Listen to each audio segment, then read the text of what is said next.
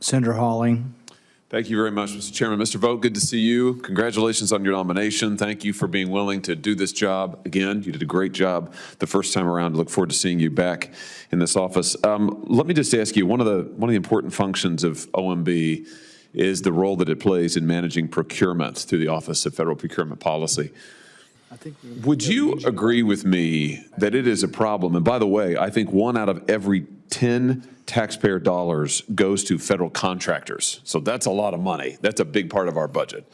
Would you agree with me that it's a problem when we are sending federal contracting dollars to entities, firms, especially consulting firms, that are simultaneously taking money from and doing business with our most lethal opponents, like China, for example? I mean, doesn't that strike you as a little strange? That is concerning, yes, Senator. Here's an example, prime example of this kind of behavior. McKinsey, the consulting firm.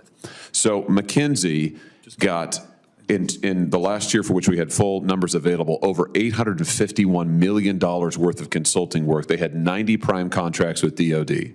They got $98 million in contracts from the Army, $132 million from the Air Force, $37 million from the Navy. I think they advised on the F-35 fighter jet program and the Air Force Space and Missile Systems Center. At the same time, they had 1,000 employees in China.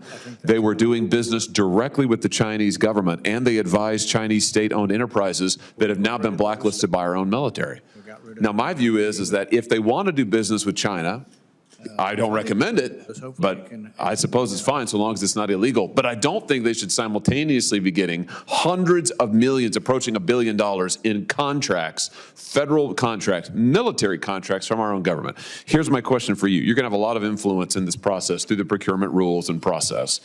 Will you be an advocate for protecting American taxpayer dollars in this contracting process where hundreds of billions of dollars are spent every year? Will you be an advocate for protecting that and making sure it's not going to entities who are effectively double dealing and advising our enemies at the same time? Absolutely. I'm very excited, if confirmed, getting back to being able to work with OFPP, getting a handle on the guidance that we're giving government-wide as part of the FAR Council, and to really look at what are the regulations that are in place and how can we get them better. Great. That's great. That's fantastic. Give me a sense, just while still on the procurement topic, how you might ensure that procurement policies prioritize American-made goods and services, particularly in industries that are vital to our national security. And I just think about our experience in COVID, and you were there for the beginning, the onset of the pandemic, and when we learned that, my gosh, we couldn't, the most basic medical supplies we're importing from overseas. Our medical supply chains are so compromised in so many ways. So give me a sense, have you given some thought to how the procurement process might be used to safeguard those critical supply chains and prioritize American manufacturers? Yeah, I think clear leadership from the director to make sure that a viewpoint from the president is implemented at the level of policy that the OFPP is reviewing. A lot of times in the management functions at OMB, they're kind of on autopilot with regard to the clear direction of the president, and using the president's management tools and his agenda to be able to drive that policy across the federal government is something that we fully intend to do, and to do it robustly. Very good. Let me shift gears just a little bit, but still thinking about federal regulations. Through OIRA, you have a lot of influence, thankfully, on the regulatory landscape and environment. I asked your predecessor in this role, the Biden administration nominee, if she would commit to the Hyde Amendment and the principle that we should not be using federal taxpayer dollars to promote abortions, which has been a bipartisan commitment, as you well know, for decades.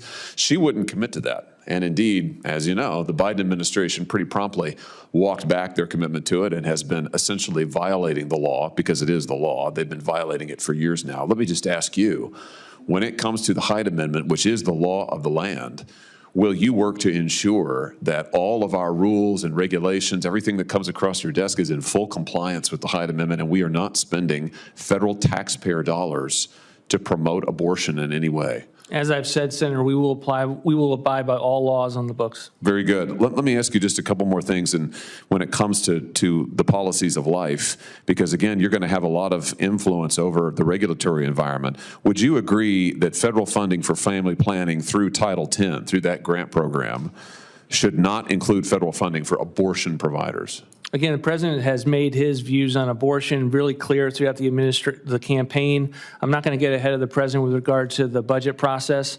We have submitted budgets in years past that give the Senate a sense of how he would budget, but I'm not going to get ahead of the president on that. But let me ask you this, and just to be clear, what I just asked about was the Trump policy from in his first term, but here's another one.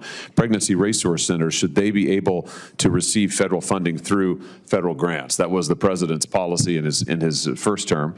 Do you think, again, as a matter of federal rules, pregnancy resource centers ought to be eligible? Again, the president's a pro-life president. He had a very pro-life record. He had an extensive debate within the campaign at his views, and I'm not going to get ahead of him in the budget process, but I think the country has a good sense of where he is on the issues. Let me ask you just one more. The Mexico City policy, which I know you're familiar with, OIRA is very important in that policy. That's just the policy for those keeping track at home that says that American foreign aid dollars, tax money, shouldn't be spent on abortions overseas. President Trump championed this in his first term. Every Republican president has for decades now.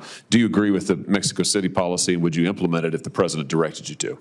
Absolutely, we'll implement anything the president's asked me to direct. Very good. Thank you, Mr. Vought. It's great to see you again. Thank you, Mr. Chairman.